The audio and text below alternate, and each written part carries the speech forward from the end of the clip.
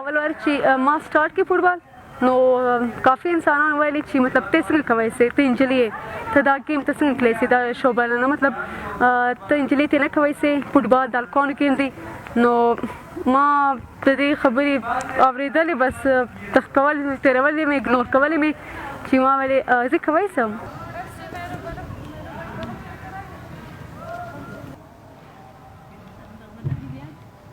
ما نوم منصوره ده د کوچلاک سره ځم فوټبال چې ما بچپن څه شوق و چې زه فوټبال پلیر جوړه سم او په کور کې ما کولې کشان سم کولې د اکا زامنو سم کولې خو دا دی بیا زه خبره سوم چې یو ټیم دی کوټې کې زه د کوچلاک څخه خبره سوم چې بیا ما ته نجونو وویلې بیا زه دا ټیم ته رالم اول ما خپل په کالج کې کولې دا فوټبال بیا دغسې یو ټیم ته رالم دا یو ټیم له رالم فوټبال ومین اکیډمي اوس زه په دا ټیم کې یم یو پلیر ما اول سپورټ کېدم ول زما مور وه ما مشهور ورسه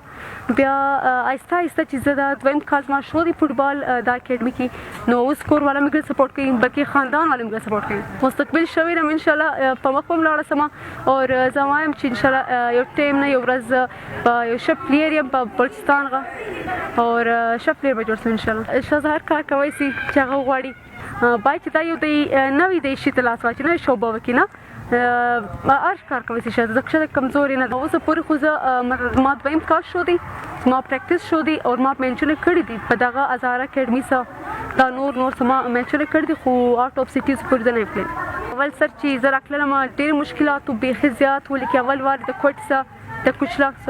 څخه کوټې ته راتلم او اول د کور سره راتلم کور والا ورور راستلم بیا وین ولو لا وین به دی ټیم و چې مطلب وینونه به نه راکړلی کوچلاک سره بیا مشکل بیا زه لوکل بس کې راتلم اوس هم زه په لوکل بس کې راځم لوکل بس کوچلاک سره د کوټې ته راځم